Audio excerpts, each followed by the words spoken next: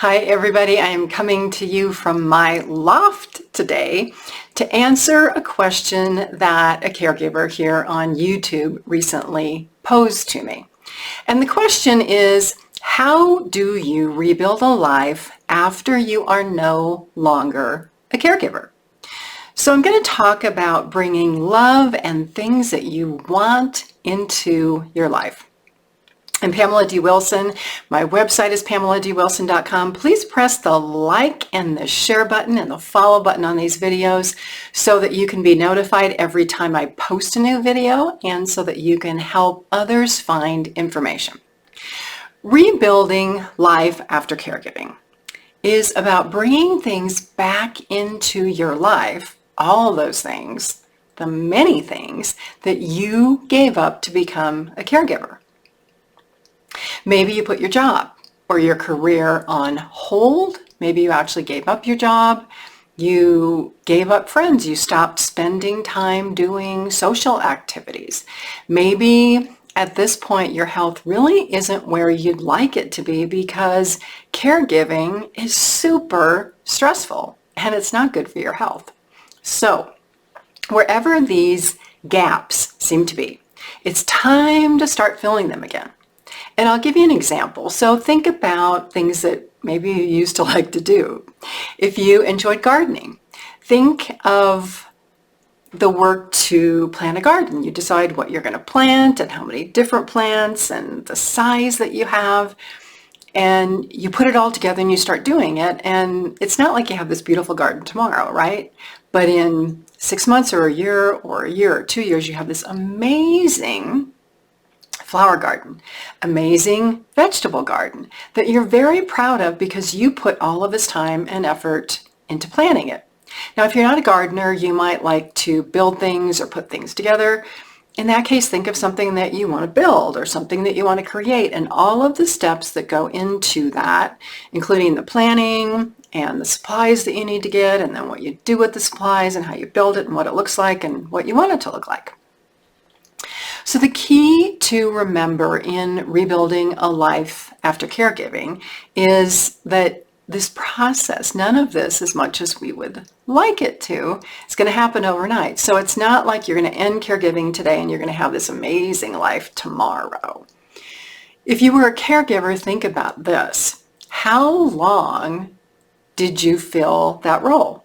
Was it weeks, months, years, sometimes decades, 10 years? 15 years, 20 years, sometimes more. So think about how you start about doing this.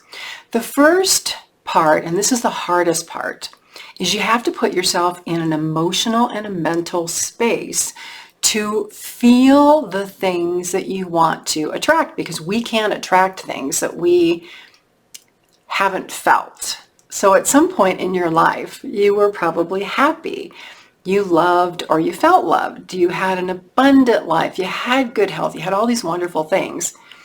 And somehow by the wayside, they lessened, they disappeared, they went away. So to get these back, you have to do things that you enjoy. If you enjoy cooking, cook a meal that supports a healthy diet and it gives you a sense of accomplishment after you put this together because it tasted so good.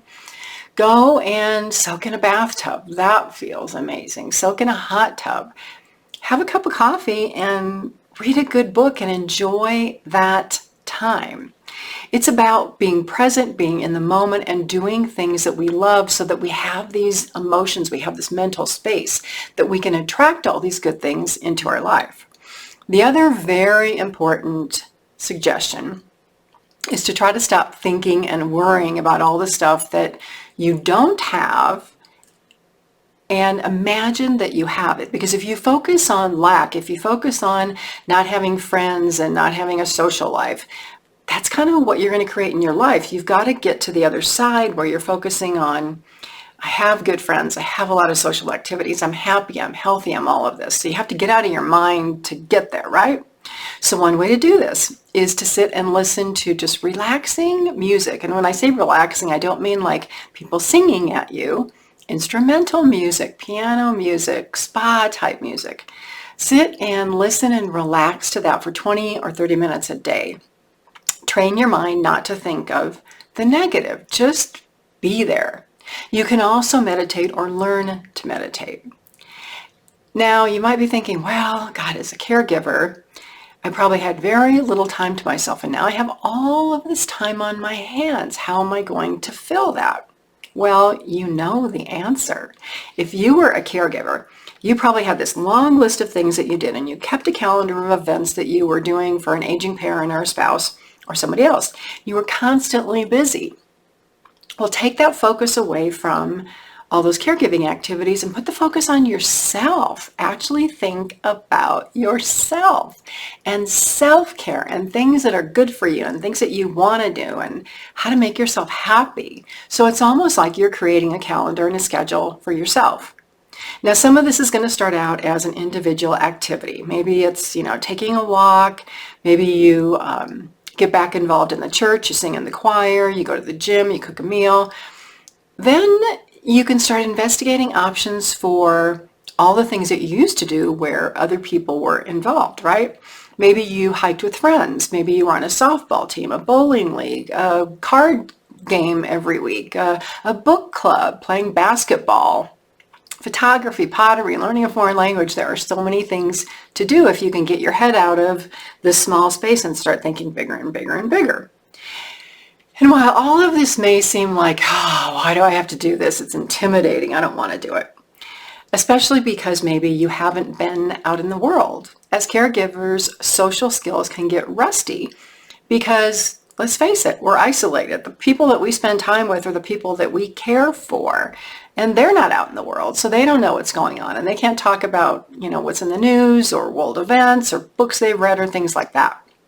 So this brings you back to the fact that you have to get out there. You have to put yourself out there.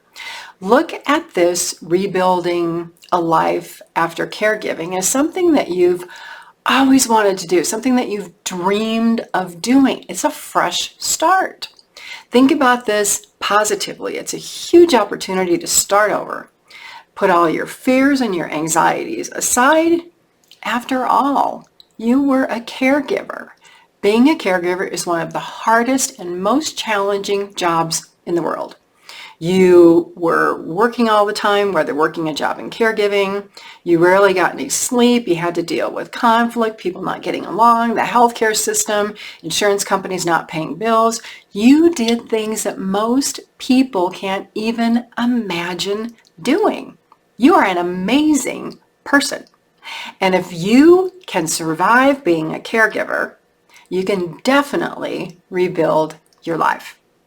I'm Pamela D Wilson. My website is PamelaDWilson.com. On there, a lot of hope, help, and support for caregivers and aging adults, online classes, articles, my blog, my podcast. Share it with people that you know who are becoming caregivers. Thanks for being here. I'll see you all again soon in another video.